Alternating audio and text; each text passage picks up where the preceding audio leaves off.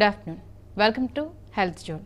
ముందుగా ప్రపంచవ్యాప్తంగా డాక్టర్స్ అందరికీ 130 టీవీ తరపు నుంచి డాక్టర్స్ డే శుభాకాంక్షలు తెలియజేస్తున్నాం.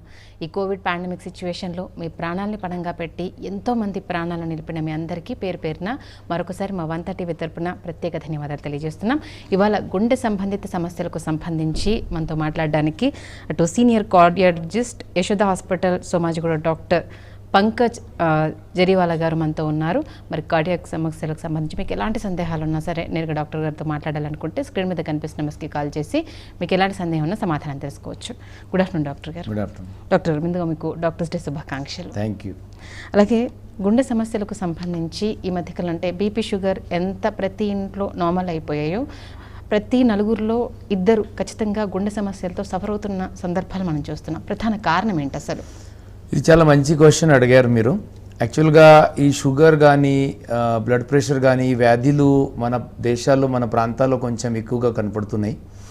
ఒక జమానాలో ఇది 10 to 15% వాజ్ ద ఇన్సిడెన్స్. అంటే ఆల్మోస్ట్ 100 జనాలు మీరు తీసుకుంటే దానికి స్క్రీనింగ్ చేస్తే ప్రతి 10 మనుషులకి షుగర్ కానీ బ్లడ్ ప్రెషర్ ఈ వ్యాధులు ఉండే. ఇప్పుడు దానికి ఇన్సిడెన్స్ పెరిగిపోయి ఆల్మోస్ట్ 50-60% దాకా ఈ షుగర్ కానీ బ్లడ్ ప్రెషర్ కానీ వ్యాధులు కొంచెం ఎక్కువగా ఉన్నాయి. దానికి మెయిన్ ముఖ్య కారణాలు ఏంటంటే it is basically A life style disease. మన దానికి లైఫ్ స్టైల్ కొంచెం మార్చేసాం. అంటే everything is related to what you call food habits. And దానిలో ఒక ఇంటర్ హార్ట్ స్టడీ అని ఒక రకాల స్టడీ జరిగింది. అందులో మెయిన్లీ సమ్ 8 to 9 ఫ్యాక్టర్స్ మనకి గుండె జబ్బు వ్యాధులు ఎందుకు వస్తున్నాయి. దానికి మెయిన్ రీజన్ అంటే hyper tension and diabetes, basically what we call it as a medical reasons. దానిలో మెయిన్ రీజన్ అంటే హై కార్బోహైడ్రేట్ డైట్. అంటే మనము రైస్ కానీ ఈ రకాల కార్బోహైడ్రేట్ ఉన్న పదార్థాలు కొంచెం ఎక్కువగా తింటున్నాము. Lack of exercise is also one of the main reason మాట. వెజిటేబుల్స్ అండ్ ఫ్రూట్స్ అది కూడా మనం తింటున్నప్పుడు దానికి కొంచెం చాలా తక్కువ తింటున్నాము. నాన్ వెజిటేరియన్ ఫుడ్ కొంచెం ఎక్కువగా అయినాయి, ఆయిలీ ఫుడ్స్ ఎక్కువ అయినాయి, ఫాస్ట్ ఫుడ్ ఎక్కువ అయిపోయినాయి, స్ట్రెస్ లెవెల్ బాగా పెరిగిపోయినాయి. So because of all these factors sugar, diabetes, blood pressures ఈ జబ్బులు వ్యాధులు ఎక్కువగా వస్తున్నాయి. ఈ వ్యాధి వల్ల ఏమవుతుందంటే హార్ట్ ప్రాబ్లమ్స్ ఎక్కువగా బయటకు వస్తున్నాయి. సో గుండె జబ్బులు ఎక్కువ వస్తున్నాయి. సో నేను నా ఓన్ సొంతగా ఒక స్టడీ చేశాను. ఈ లాస్ట్ ఇయర్ జూన్ నుంచి ఈ జూన్ వల్ల ఒక సంవత్సరంలో నా దగ్గర లెస్ దెన్ 45 years జనాలు ఎంతమందికి హార్ట్ స్ట్రోక్ వచ్చింది అని నేను నా ఓన్ సొంతగా నేను స్టడీ చేస్తే ఆల్మోస్ట్ 138 పేషెంట్స్ ఆ చిన్న వయసులో లెస్ దెన్ 45 years ఉన్న వయసులో గుండె జబ్బుతో నా దగ్గర వచ్చారు. నేను ఒక రకాల డాక్టర్. సో మా హాస్పిటల్లోనే ఆల్మోస్ట్ 6 to 7 కార్డియాలజిస్ట్ ఉన్నారు. వేరే ఎంతమంది కార్డియాలజిస్ట్ ఉన్నారు బయట హాస్పిటల్స్లో. మీరు అన్ని కలిపితే దానికి ఇన్సిడెన్స్ ఎంతోమంది జనాలకి చిన్న వయసులో లెస్ దెన్ 40-45 yearsలో హార్ట్ అటాక్ వస్తున్నాయి. నా దగ్గర ఇప్పుడు 2 వారాల ముందు 24 years అబ్బాయికి హార్ట్ స్ట్రోక్ వచ్చింది. 1 week బ్యాక్ ఈరోజే యాక్చువల్గా నా దగ్గర చెకప్లో వచ్చినారు. 1 week బ్యాక్ నేను స్టెంట్ వేశాను. 27-year-oldకి అబ్బాయి వచ్చింది. నా ఓన్ సొంత డ్రైవర్ నా దగ్గర ఆల్మోస్ట్ 10-15 సంవత్సరాల నుంచి పని చేస్తున్నారు. He's 33-year-old. ఆయనకి 1 month బ్యాక్ ఆయనకి బైపాస్ సర్జరీ జరిగింది, మల్టిపుల్ బ్లాకేజ్ ఉన్న వాళ్ళ. సో ఈ అందరికీ మేము రిస్ట్రోస్పెక్టివ్లీ వాళ్ళకి ఎందుకు గుండె జబ్బులు వస్తున్నాయని చూస్తే వాళ్ళ డయట్ సరిగా లేదు, వాళ్ళు స్ట్రెస్లో ఉన్నారు, వాళ్ళకి ఫైనాన్షియల్ ప్రాబ్లమ్స్ ఉన్నాయి, సో దేర్ ఎక్సర్సైజింగ్ లేదు. సో ఇవన్నీ ఫ్యాక్టర్స్ మీరు కలిపి చూస్తే వాళ్ళకి గుండె జబ్బులు వచ్చి షుగర్, బీపీ ఈ జబ్బులు వచ్చి దానికి ఈ ప్రాబ్లమ్స్ ఎక్కువగా మనకి కనపడుతున్నాయి. ఓకే డాక్టర్ గారు, మీతో మాట్లాడడానికి కాల్ సిద్ధంగా ఉన్నారండి, కాల్ తీసుకుందాం. హలో, నమస్తే అండి. నమస్తే మేడం. మీ పేరు ఎక్కడి నుంచి మాట్లాడుతున్నారు? ఓకే, మాట్లాడండి డాక్టర్ గారితో. నమస్తే సార్. నమస్కారం. 2 years బ్యాక్ నాకు కొంచెం అంటే ఎడం చేయాలి జరగడం జరిగింది సార్. బాగా స్ట్రైన్ అయిపోతుంటే ఒకసారి హాస్పిటల్కి వెళ్తే వాళ్ళు యాంజియోగ్రామ్ చేశారు సార్. ఓకే. కానీ అది హార్ట్ పక్కన చిన్న నరం హార్ట్ తగ్గుతుంది చెప్పేది, దానివల్ల నొప్పి వస్తుంది మీకు అని చెప్పారు. యాక్చువల్గా మీరు యా వింటున్నాను సార్, అర్థమైంది, కొంచెం అర్థమైంది. సో దానికి చేసుకోవాలంటే మీరు అంటే యాంజియోగ్రామ్లో బ్లాకేజ్ కనపడిందా లేకపోతే ఏంటి, అది నాకు అర్థం కాలే. అది మనకి ఫస్ట్ బ్లడ్ వెస్ట్ బ్లడ్ రెండు కదా. అది గుండెల రంధ్రాలు ఉంది. ఒకటి ఎక్స్టెన్షన్ అయ్యి గుండె టచ్ అవుతుంది అన్నారు. సో దానికి 2D ఈకో కానీ ఎట్లా ఏదైనా టెస్ట్లు చేశారా? ఈకో టెస్ట్ కూడా చేశారు సార్. ఓకే. 1.2 mm ఉండేది 2.6 mm దాకా ఎక్స్టెన్షన్ అవుతుంది. టెన్షన్ పడినప్పుడు స్ట్రైన్ అయినప్పుడు అని చెప్పారు. ఓకే. సో దానికి మీకు మందులు వాడమని చెప్పి ఉండొచ్చు సార్. అదే నరానికి సంబంధించిన అన్నారు, అదే కండరానికి సంబంధించిన. దానికి రిపోర్ట్ చూసుకోవాలి సార్. అది ఎట్లా ఏదైనా తిన్నా కూడా బాగా పెయిన్ వస్తుంది సార్. అంటే ఉప్పులు గారం తగ్గిస్తున్నారు కదా. మీరు ఒక్కసారి రిపోర్ట్ తీసుకొని నా దగ్గర వస్తే దాని ప్రకారం మీకు సలహా ఇవ్వగలుగుతాను. ఓకే, మరో కాల్ ఉన్నారండి. హలో, నమస్తే అండి. నమస్తే అండి. మీ పేరు ఎక్కడి నుంచి మాట్లాడుతున్నారు? నేను తెనాలి అండి. మీ సందేహం అంటే డాక్టర్ గారిని అడగండి. నా పేరు సురేష్ బాబు. అడగండి సార్. డాక్టర్ గుడ్ ఈవినింగ్ అండి. Good evening. కొట్టుకుంటుందండి. అది గ్యాస్ కొంచెం ఎక్కువ ఉన్నా కానీ తర్వాత నిలబడ్డా పడుకుని సడన్గా ఇది స్పీడ్గా దానికి గుండె దడాలు అంటారు. దట్ ఈస్ కాల్డ్ యాజ్ ఇంగ్లీష్లో దానికి పాల్పిటేషన్స్ అంటారు. సో దానికి రకరకాల అరెథ్మియాస్ అని abnormal beating of the heart beatings ఉంటాయి. అది కొంచెం ఫాస్ట్గా వేగాంతో ఎట్లా కొట్టుకునేలాగా. దానికి 24 hours హోల్టర్ మానిటరింగ్ అని ఒక రకాల టెస్ట్ ఉంటాయి. ప్లస్ 2D ఈకో కానీ ట్రెడ్మిల్ కానీ ఎట్లయినా కొంచెం టెస్టులు చేసుకొని అది ఎందుకు అవుతుంది దానికి నిదానం చేసుకొని దాని ప్రకారం దానికి ట్రీట్మెంట్ చేసుకోవాల్సిన అవసరం పడతాయి. అది మీరు ఒక్కసారి హాస్పిటల్లో వచ్చి చూపిస్తే దాని ప్రకారం నేను మీకు సలహా ఇవ్వగలుగుతాను. అలాగే డాక్టర్ గారు, ఇందాక మీరు చెప్పారు మీ సర్వేలో 45 years నుంచి వచ్చిన వాళ్ళకి ఎంతమందికి అని అంటే నిజంగా షాకింగ్ రిజల్ట్ అది. కాకపోతే ఒకప్పుడు అని అంటే ఓల్డ్ జనరేషన్ ఈవెన్ 2010 వరకు కూడా 60+ ఉన్న వాళ్ళకి మాత్రమే మనం చూస్తున్నాం. బట్ ఇప్పుడు చూస్తే 20 age నుంచి కూడా కార్డియక్ ప్రాబ్లమ్స్ వస్తున్నాయి. మెయిన్ రీజన్ అంటే ఓన్లీ ఫుడ్ హ్యాబిట్సే అనుకోవాలా, ఇంకా ఏదైనా అంటే దానిలో ఎట్లా ఉంటాయంటే ఓన్లీ ఒక రకాల ప్రాబ్లమ్స్తో పేషెంట్స్కి గుండె జబ్బులు రావు. Basically what we call it as a polygenic, అంటే మల్టీఫ్యాక్టోరియల్ ఉంటాయి. So it is not because of the one factor, there are many factors which are responsible for this problem. So ఆ ప్రాబ్లమ్స్ చిన్న వయసులోనే కలిసిపోతున్నాయి. సో మన ఏజ్లో ఎట్లా ఉంటాయంటే if you start మన పిల్లలకి పుట్టినప్పుడు బరువు కొంచెం తక్కువగా ఉంటాయి. So babies of as compare to the western world, మనం యూరోపియన్ బేబీస్ కానీ అమెరికన్ బేబీస్ చూస్తే మన బేబీస్కి వెయిట్ ఆల్మోస్ట్ 2.5 kilos కానీ 3 kilos ఉంటాయి. అక్కడ పుట్టిన వాళ్ళ పిల్లలకి వెయిట్ 3.5-4 kilos ఉంటాయి. So basically we are small babies. అక్కడ జెనెటిక్ మనం అనువాంశిక్గా మన వంశ పరంపర నుంచి వచ్చిన కొన్ని జెనెటిక్స్ కూడా మన దానిలో ఇండియన్ దానిలో కొంచెం ఫ్యాక్టర్స్గా ఎక్కువగా ఉన్నాయి. So this problem doesn't start, it starts from the birth. అంటే మనం పుట్టినప్పటి నుంచి ఈ వ్యాధులు మన దగ్గరలో స్టార్ట్ అవుతున్నాయి. అందులో కొన్ని ఎన్వైర్మెంటల్ ఫ్యాక్టర్స్ మాట అది దానిలో యాడ్ అయిపోతే ఈ రెండు కలిపి అంటే అనువంశిక్గా కొంచెం ఎన్వైర్మెంటల్ ఫ్యాక్టర్స్ కానీ ఇవన్నీ స్టార్ట్ అవుతాయి.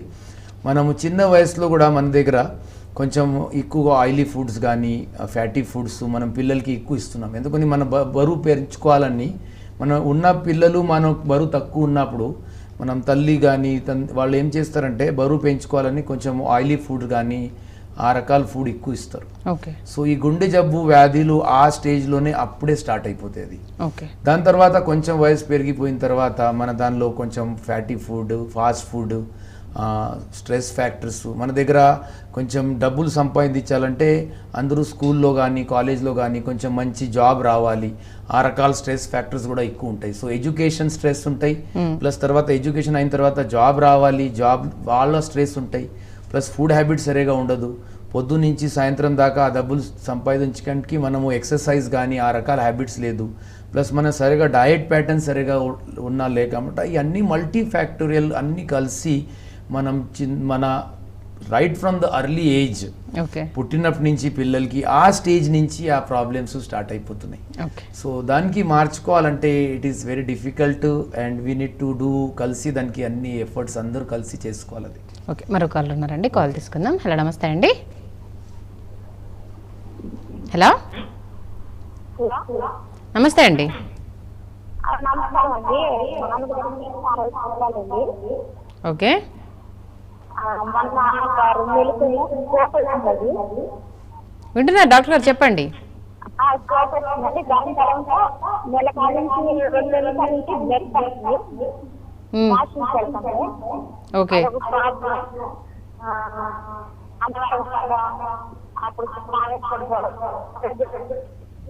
వాయిస్ సరిగా మీ మీ నాన్నగారి వాయిస్ ఎంతండి? మీ వాయిస్ బ్రేక్ అవుతుంది, క్లియర్గా వినిపించట్లేదమ్మా. 72 సంవత్సరాలు. ఓకే. మోషన్లో బ్లడ్ పడిపోతుంది, ఊరికి కూర్చున్న నిల్చున్న ఆయాసంగా ఉంటుంది.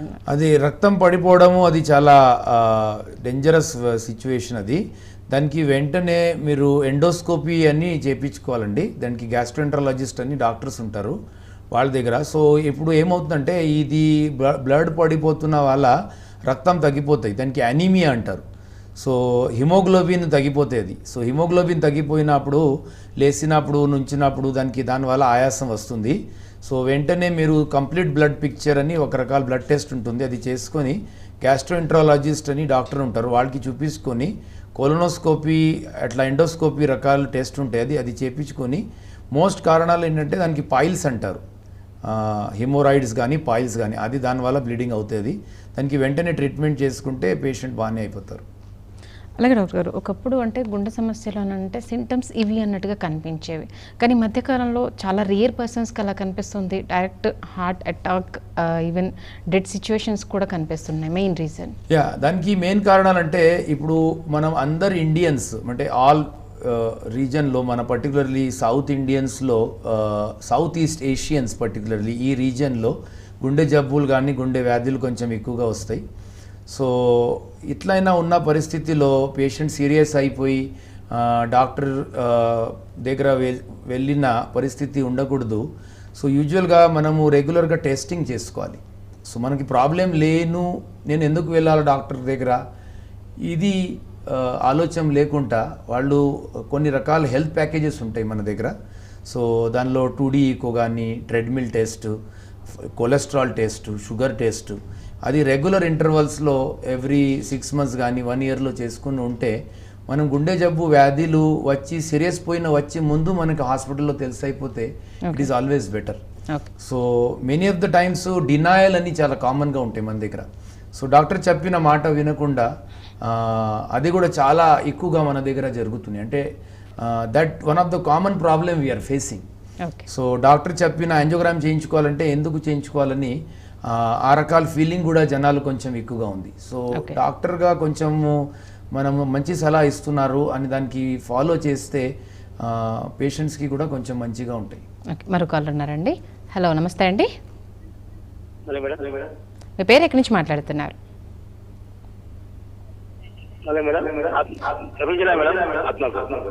టీవీ చూడొద్దండి, టీవీ సౌండ్ తగ్గించేసి మీ డౌట్ ఏంటో డాక్టర్ గారిని అడగండి. చెప్పండి.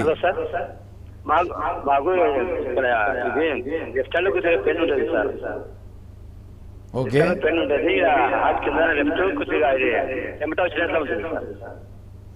సో దానికి మీరు ఇప్పుడు ఇంతకుముందు మనం ఇప్పుడు మాట్లాడుతున్న లాగా దానికి కొన్ని రకాల టెస్ట్లు ఉంటాయి, అది మీరు ఆ టెస్ట్లు పరీక్షలు చేసుకుని చూపించుకోవాలి. దానిలో ఏమేమి ఉండాలంటే 2D ఈకో టెస్ట్ చేయాలి, మీరు బెల్ట్ పైన నడిచి ట్రెడ్మిల్ టెస్ట్ అని ఉంటే ఆ టెస్ట్ చేయించుకోవాలి. సో మీకు వచ్చిన ఎడం చేతిలో నొప్పి వస్తుందా, అది గుండె సంబంధి ఉందా లేకపోతే కండరాల సంబంధి ఉందా, దానికి మనం చూసుకోవడానికి కొన్ని పరీక్షలు చేసుకుని గుండె వ్యాధులు ఉన్నాయా లేదా అది దాని ప్రకారం మనం డిసైడ్ చేస్తాం. అలాగే డాక్టర్ గారు, అంటే ఓన్లీ థ్రెడ్మిల్ టెస్ట్ తోటి హార్ట్ ఫంక్షనింగ్ అనేది తెలుస్తూ ఉంటుంది, అంటే ఓన్లీ అదొకటే చేయించుకుంటే సరిపోతుందా, ఫర్దర్గా ఇంకేమైనా ఎంక్వైరీస్ మనం చేసుకోవాలా?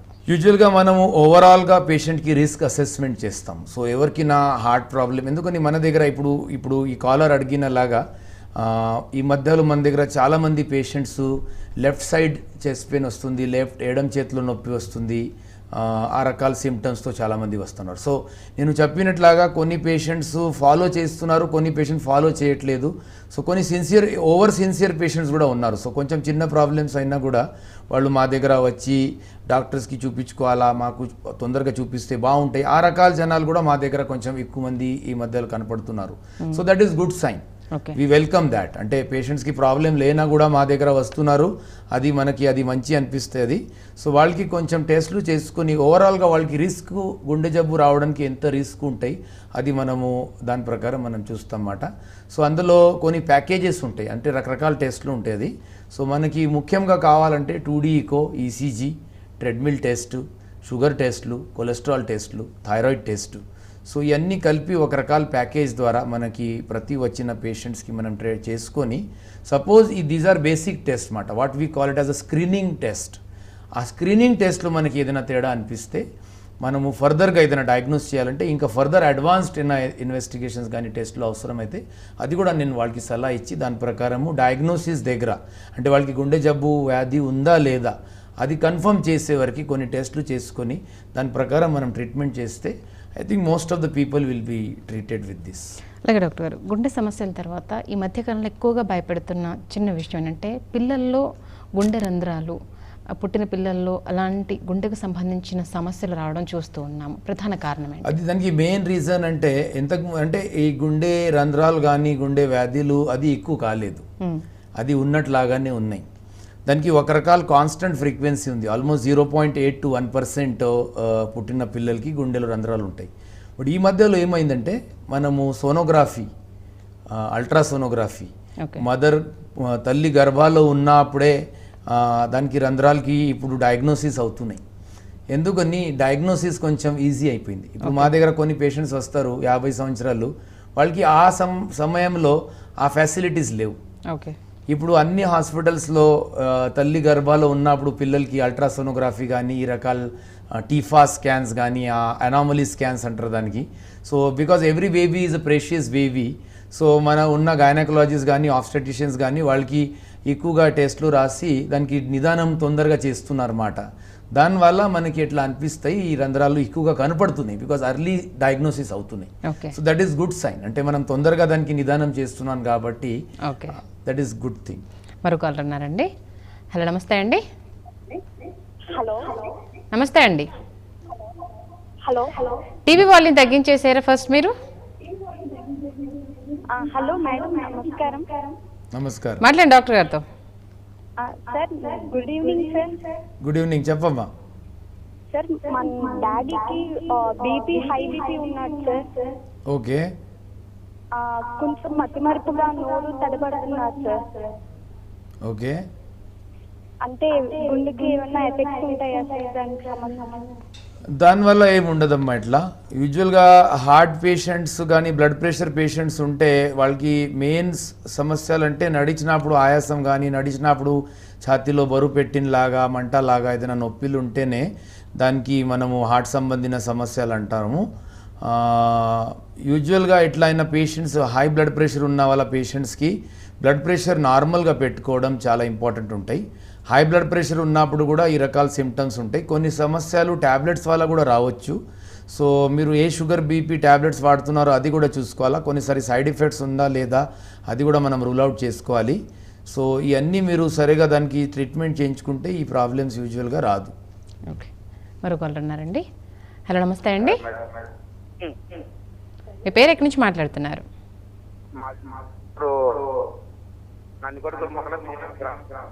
మాట్లాడండి డాక్టర్ గారితో.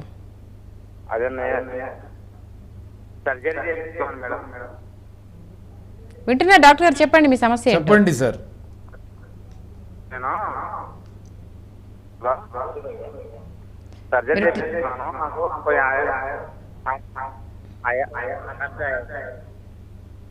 మీరేం చెప్తున్నారో అర్థం కావట్లేదండి, కొంచెం సిగ్నల్ ప్లేస్కి వస్తారా? మీరు ఏ సర్జరీ చేసుకున్నారో అది తెలియట్లేదు సార్. అలాగే ఈ మధ్యకాలంలో అంటే వాల్స్ బ్లాక్ అయిన తర్వాత ఒకసారి స్టంట్లు వేసిన తర్వాత ఎన్ని మంత్స్లో మళ్ళీ వాళ్ళకి సెకండ్ స్ట్రోక్ వచ్చే అవకాశం ఉంటుంది? అలాగే వేసిన వెంటనే 1 month 15 days బ్యాక్లోనే మళ్ళీ స్టంట్స్ వేసే అవకాశం ఉంటుందా? Yeah it's very good question actually. ఈ క్వశ్చన్స్ మీరే కాదు, అందరూ మనం స్టెంట్ పెట్టిన అందరు జనాలు ఈ క్వశ్చన్ అడుగుతూ ఉంటారు. యూజువల్గా వాళ్ళకి స్టెంట్ సరిగా పెట్టిన తర్వాత దానికి సరిగా వాళ్ళు ట్రీట్మెంట్ తీసుకుని డాక్టర్ సలహా ప్రకారం లైఫ్ స్టైల్ మోడిఫికేషన్ అంటాం, అంటే వాళ్ళ డైట్ మార్చుకోవడము, రెగ్యులర్గా ఎక్సర్సైజ్ చేసుకోవడము, సరిగా ట్యాబ్లెట్ వేసుకోవడము, రెగ్యులర్ డాక్టర్ దగ్గర చెకప్ రావడము, ఇవన్నీ చేస్తే మళ్ళీ రెండోసారి స్ట్రోక్ వచ్చే ఛాన్సెస్ చాలా తక్కువ. ఓకే. ఆల్మోస్ట్ 90 to 95% నా దగ్గర ఉన్న పేషెంట్స్కి మళ్ళీ స్ట్రోక్ రాదు. నేను అట్లా దానికి పర్ఫెక్షన్లో ట్రీట్మెంట్ చేస్తాం. సపోజ్ కొన్ని పేషెంట్స్కి స్టెంట్ పెడుతున్నప్పుడు కొన్ని బ్లాక్స్ మనం మిగిలిపోయినాయి, అప్పుడు రెండోసారి స్టెంట్ పెట్టాల్సిన అవసరం పడుతుంది. అంటే డాక్టర్ సలహా ప్రకారమే ఉంటుంది అది. యూజువల్గా డాక్టరే చెప్తారు మనకి ఈ ఫస్ట్ స్టెంట్ పెడుతున్నప్పుడు దీనికి మనం తర్వాత చేసుకోవాలి. సో కొన్నిసారి పేషెంట్స్కి ఎట్లా ఉంటాయంటే మనం యూజువల్గా 70% బ్లాక్స్ ఉన్నప్పుడు దాని పైన ఉన్నప్పుడే మనం స్టెంట్ పెడతాం. కొన్ని పేషెంట్స్కి 40 కానీ 50% దాకా బ్లాకేజ్ ఉన్నప్పుడు మనం స్టెంట్ పెట్టకుండా వాళ్ళకి మందుల మీద వదిలేస్తాం. ఓకే. అట్లయిన పేషెంట్స్కి కొంచెం సరిగా లైఫ్ స్టైల్ లేక, సరిగా మందులు లేక వాళ్ళకి ఫ్యూచర్లో ఆ బ్లాకేజ్ పెరిగిపోయినప్పుడు రెండోసారి స్టెంట్ పెట్టాల్సిన అవసరం పడుతుంది. ఓకే. ఆ బ్లాకేజ్ వల్ల పేషెంట్కి రెండో స్ట్రోక్ వచ్చే అవకాశం ఉంటాయి. బట్ దానికి ఎట్లే పేషెంట్కి మనం యాంజియోగ్రామ్ చేసినప్పుడు స్టెంట్ పెట్టినప్పుడు యూజువల్గా ఆ పేషెంట్స్ అటెండర్స్కి, రిలేటివ్స్కి యూజువల్గా మనం అలర్ట్ చేసేస్తాం కి మీకు వేరే రక్తనాళాలు కొంచెం బ్లాక్స్ ఉన్నాయి, దానికి ప్రస్తుతానికి స్టెంట్ పెట్టిన అవసరం లేదు, బట్ మీరు జాగ్రత్త తీసుకోకపోతే, సరిగా మీరు లైఫ్ స్టైల్ మోడిఫికేషన్ చేయకపోతే మా ఫ్యూచర్లో మీకు హార్ట్ అటాక్ కానీ మళ్ళీ స్టెంట్ పెట్టాల్సిన అవసరం పడతాయి. ఓకే. సో యూజువల్గా ప్రాపర్గా ఉన్నప్పుడు సరిగా చెకప్ కానీ సరిగా మందులు వాడినప్పుడు పేషెంట్స్కి మళ్ళీ రెండో స్ట్రోక్ వచ్చే ఛాన్సెస్ చాలా తక్కువ ఉంటాయి. ఓకే. అలాగే బ్లడ్ ప్యూరిఫైయర్కి సంబంధించి వాళ్ళకు టాబ్లెట్ వేసుకోవాల్సి ఉంటుంది, అంటే ఎన్ని రోజులు అది కంటిన్యూ చేయాల్సి ఉంటుంది అది? అందులో మనం స్టెంట్ పెట్టిన తర్వాత 2 రకాలు రక్తం పల్సగా చేయడానికి టాబ్లెట్స్ ఉంటాయి. ఒకటి అయితే ఆస్పిరిన్ ఉంటుంది. Aspirin is very common. I think అందరు జనాలకి most of these days aspirin గురించి అందరికీ తెలుసు అది. సో ఆస్పిరిన్ అయితే వాళ్ళకి లైఫ్ లాంగ్ వాడాల్సిన అవసరం పడుతుంది. స్టెంట్ పెట్టిన పేషెంట్స్ కానీ, బైపాస్ చేసిన పేషెంట్, ఈవెన్ వాళ్ళకి బైపాస్ కానీ స్టెంట్ పెట్టలేదు బట్ వాళ్ళకి కొంచెం బ్లాకేజ్ ఉంది, 20% అయినా 30% బ్లాకేజ్ అయినా కూడా వాళ్ళకి కూడా మళ్ళీ స్ట్రోక్ రాకుండా ఉండాలంటే ఆ రకాల ఆస్పిరిన్ రకాల ట్యాబ్లెట్ లైఫ్ లాంగ్ వాడాల్సి ఉంటుంది. అందులో స్టెంట్ పెట్టిన తర్వాత ఇంకా ఒకటి క్లోపిడోగ్రెల్ కానీ, టికాగ్రెలార్ కానీ, ప్రాసుగ్రెల్ కానీ, ఒక రకాలు this is one group of drugs మాట. అది యూజువల్గా 1 to 3 years వరకు ఆ బ్లడ్ థిన్నర్స్ రక్తం పలసగా చేయడానికి ట్యాబ్లెట్స్ మేము ఇస్తాము. యూజువల్గా పేషెంట్కి ఏ రకాల యాంజియోప్లాస్టీ చేస్తాం, whether it is a simple angioplasty or complex angioplasty, దాని ప్రకారం కార్డియాలజిస్ట్ డిసైడ్ చేస్తారు ఆ ట్యాబ్లెట్ ఎన్ని రోజు పేషెంట్కి తర్వాత కంటిన్యూ చేసుకోవాలి. సో యూజువల్గా మోస్ట్లీ 3 years తర్వాత మోస్ట్ ఆఫ్ ద పేషెంట్స్కి నేను ఒక రకాల రక్తం పలసగా చేయడానికి ట్యాబ్లెట్స్ పెట్టి వేరే ట్యాబ్లెట్స్ బంద్ చేసేస్తాం. ఎందుకని ఎక్కువగా రక్తం పలసగా చేయడానికి ట్యాబ్లెట్స్ పెట్టినా వాళ్ళకి బ్లీడింగ్ అయ్యే ఛాన్సెస్ ఎక్కువ ఉంటాయి. రక్త ప్రవాహం ఎక్కువ వెళ్ళిపోయి బ్లీడింగ్ వల్ల వాళ్ళకి కొంచెం సీరియస్ ప్రాబ్లమ్స్ రావచ్చు. తలలో డబ్బు తాగినప్పుడు బ్లీడింగ్ అవ్వచ్చు, మోషన్స్లో బ్లడ్ రక్తం పడవచ్చు, వాంతులలో రక్తం రావచ్చు. సో అది కూడా మనం బ్యాలెన్స్ చేస్తే ఉండాల్సిన అవసరం పడుతుంది. So usually it is doctors decision. So patient దానికి ఏం చేసినా ఏమి ఉండదు. మరో కాల్ ఉన్నారండి. హలో, నమస్తే అండి. హలో, నమస్కారం అండి. మీ పేరు ఎక్కడి నుంచి మాట్లాడుతున్నారు? మేము తణుకు నుంచి మాట్లాడుతున్నాం మేడం. అడగండి డాక్టర్ గారిని, సందేహం ఏంటో. సార్, మా మావయ్య గారికి ఆ గుండె సర్క్యులేషన్ అవి నరాలు కనపడ్డాయి సార్, ఏమన్నా ప్రాబ్లం ఉంటుందా సార్? నాకు అర్థం కావాలి. నరాలు అంటే బయటికి కనిపించాయి అంటున్నారా లేకపోతే ఏంటి? బయటికి కనిపించాయి మేడం. ఓకే, అంటే బాడీ మీద అవి కనిపిస్తూ ఉన్నాయి నరాలు? నో మేడం, ఓన్లీ హార్ట్ లోనే సర్క్యులేషన్ తక్కువ అవ్వకుండా ఉండడానికి. అంటే స్కాన్ తీస్తే తెలిసిందా మీకు బాడీ మీద కనిపించిందా? అది డౌట్. స్కాన్ తీసి తెలిసింది మేడం. అంటే ఏ రకాల స్కాన్ చేశారమ్మా? యాంజియోగ్రామ్ పరీక్ష గురించి మాట్లాడుతున్నారా? Yes sir. అంటే గుండె రక్తనాళికలో బ్లాక్స్ ఉన్నాయి. Okay sir. సో దానివల్ల రక్త ప్రసరణ తక్కువగా ఉంది. కొంచెం పెయిన్ కూడా వచ్చేది సార్. సో దానికి రకరకాల ట్రీట్మెంట్ ఉంటాయమ్మా. దానికి కొన్ని స్టెంట్స్, అంటే బ్లాకేజ్ ఎక్కువ ఉంటే దానికి స్టెంట్స్ ద్వారా ట్రీట్మెంట్ చేసుకోవచ్చు. ఎక్కువగా బ్లాకేజ్ ఉంటే బైపాస్ సర్జరీ చేసుకోవచ్చు. బ్లాకేజ్ తక్కువ ఉంటే కొన్ని మందుల ద్వారా కూడా దానికి మనము రక్తం సర్క్యులేషన్ కానీ సరఫరా ఎక్కువ చేయడానికి కొంచెం మందుల ద్వారా కూడా దానికి ట్రీట్మెంట్ చేసుకోవచ్చు. Okay sir. 3 years అయ్యారు సార్. దానికి నాకు రిపోర్ట్ చూసుకోవాల్సిన అవసరం పడితే అమ్మా. Okay sir. అలాగే డాక్టర్ గారు ఇందాక చెప్పారు 45 ఇయర్స్ దాటిన తర్వాత ఎంతమందికి ఉంది అనేసి అని. అంటే ఇప్పుడున్న ఈ 30+ జనరేషన్ కావచ్చు, రాబోయే మనకు అప్కమింగ్ జనరేషన్ కావచ్చు, అంటే ఎంత డేంజర్లో ఉన్నాము అనేది స్పష్టంగా తెలుస్తుంది. దానికి సంబంధించి ఇప్పటి నుంచి ఎలాంటి జాగ్రత్తలు తీసుకోవాలి? వాళ్ళకి అంటే it is very good question actually. మీరు అడిగిన లైఫ్ స్టైల్ మోడిఫికేషన్ అంటారు. సో దట్ ఈస్ చాలా చాలా ఇంపార్టెంట్ ఈ మధ్య కాలంలో. And the main important thing is exercise. We Indians we lack in exercise. మనము చూస్తే అందరి దగ్గర 2 వీలర్స్ కానీ 4 వీలర్స్ ఈ మధ్యలో చాలా వచ్చినాయి. సో ఇక్కడి నుంచి కొంచెం దగ్గర కూడా మనం నడవలేకపోతున్నాము. హాస్పిటల్స్లో, ఆఫీస్లో, ఎవ్రీవేర్ లిఫ్ట్స్ వచ్చినాయి. సో మనం పైకి ఎక్కడం కూడా మనం మానేసాము. So hardly we walk. అంటే మోస్ట్ ఆఫ్ ద టైం మనం పేషెంట్స్కి అడిగినప్పుడు, జనాలకి అడిగినప్పుడు మనం పని చేస్తున్నాం కదా, దానికినే ఎక్సర్సైజ్ అంటారు. సో అది చేయకుండా కొంచెం ఎక్సర్సైజింగ్ అంటే మనం యూరోప్లో కానీ మీరు చూస్తే అక్కడ సెపరేట్ సైకిల్ ట్రాక్స్ ఉన్నాయి.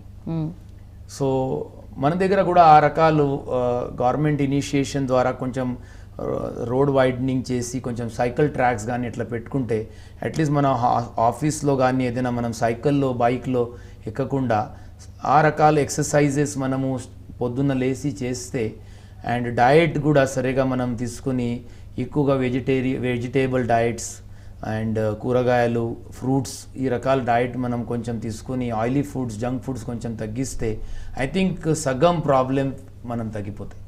అలాగే ఇంకొక కామన్ డౌట్ అంటే ఫాదర్స్కి ఎవరికైనా హార్ట్ రిలేటెడ్, ఎందుకంటే జన్యుపరంగా మనం చాలా జబ్బులు చూస్తున్నాం, అంటే గుండె జబ్బులు కూడా అలా వచ్చే అవకాశం ఉంటుందా? అది ఓన్లీ మీకు వంశ పరంపర ఉంది కాబట్టి మీకు గుండె జబ్బులు రావు. Okay. So there is one very famous doctor by name Enas who has done lot of research in the Indian patients with heart attack. అంటే దానికి CADI అంటారు, coronary artery disease in Indians అంటారు దానికి. So he has done lot of research మాట. He says that guns are loaded. దానికి trigger అయిన అవసరం ఉంది. ఓకే. సో మీకు వంశపరంపర ఉన్న మీ గన్స్ అయితే లోడ్ ఉంది, బట్ ఆ ట్రిగరింగ్ ఫ్యాక్టర్ ఏంటంటే మన లైఫ్ స్టైల్. ఓకే. సో ఆ గన్ మీకు ట్రిగర్ మీరు చేయకపోతే ఆ గన్ అట్లనే లోడెడ్ ఉంటాయి, it will not fire. Okay. So వంశపరంపర అయినా కూడా మా అందరికీ ఇంట్లో ఉంది, బట్ మీ ఇంట్లో సరిగా లైఫ్ స్టైల్ మోడిఫికేషన్ చేయకపోతే మీ అందరికీ వస్తాయి గుండె జబ్బు. సో దానికి మనం ప్రయత్నం చేసుకోవాలా. వంశపరంపర ఉండొచ్చు. ఓకే. ఖచ్చితంగా మన లైఫ్ స్టైలే దానికి ప్రధాన కారణం అని చాలా స్పష్టంగా తెలియజేశారు. అలాగే కాలర్స్కి కూడా వాళ్ళకున్న డౌట్ని కూడా చాలా అంటే ఏ టెస్ట్ చేయించుకుంటే ఉన్న ప్రాబ్లమ్ సాల్వ్ అవుతుందని కూడా చక్కగా తెలియజేస్తారు. మీకు ధన్యవాదాలు sir. Thank you so much.